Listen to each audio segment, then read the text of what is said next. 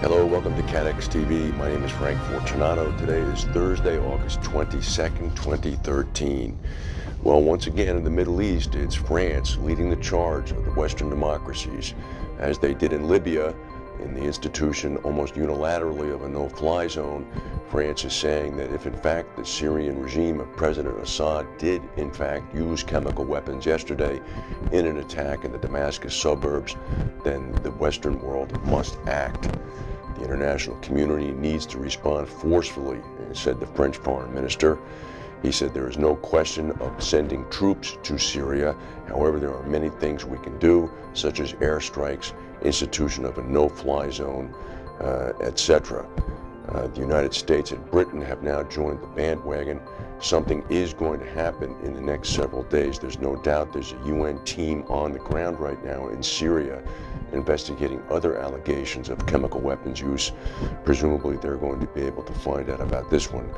The Syrian National Coalition, which represents rebel groups, says that 1,300 people died on Tuesday in the chemical attack near Damascus. Insurance Australia Group said that its full-year profit has more than tripled, helped by a strong growth in premiums and a lower than expected rate of claims from natural disasters.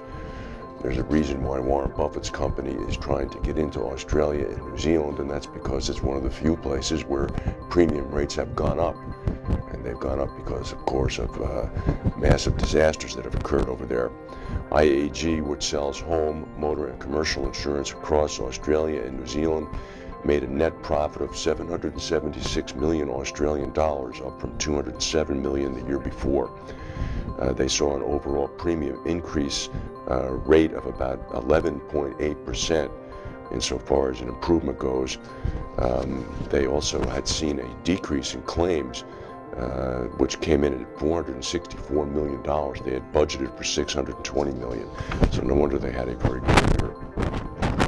Xilai, the former mayor of Chongqing, who's been incarcerated for about 8 months in China, had his trial open yesterday in a remote eastern city of Jinan. He indicated that he's going to fight the charges that are being made against him for bribery, embezzlement, and abuse of power. Once the proceedings got underway, Bo denied one of the bribery charges, alleging, quote, that he had once admitted against his will while being investigated by authorities the charge, but he couldn't remember because his mind was a blank. He called testimony made by his wife that implicates him laughable. His wife, of course, admitted guilt in the murder of British businessman Neil Haywood, who she claimed that she poisoned him. Bo's trial will last for 2 days. The verdict is likely to come in early September. He is the highest-ranking official in communist China, with the People's Republic of China, to be facing such corruption charges. Meanwhile, southern China itself was hit by fresh flooding today, as the second storm in a week lashed the region, this after killing 17 people in the Philippines. This would be Typhoon Trami. Of course, the area is still suffering the effects of Typhoon Utor, which went through Guangdong and Hunan over the weekend. Flooding in China over the past week has left at least 250 people dead. In Iraq, officials are saying that bomb attacks on part of a pipeline exporting oil to the Turkish port of Ceyhan have rendered that pipeline useless. In a deserted area south of Mosul, about 225 miles northwest of Baghdad, terrorists apparently blew up the pipeline. Technical teams are repairing it, but they don't know when they'll be finished.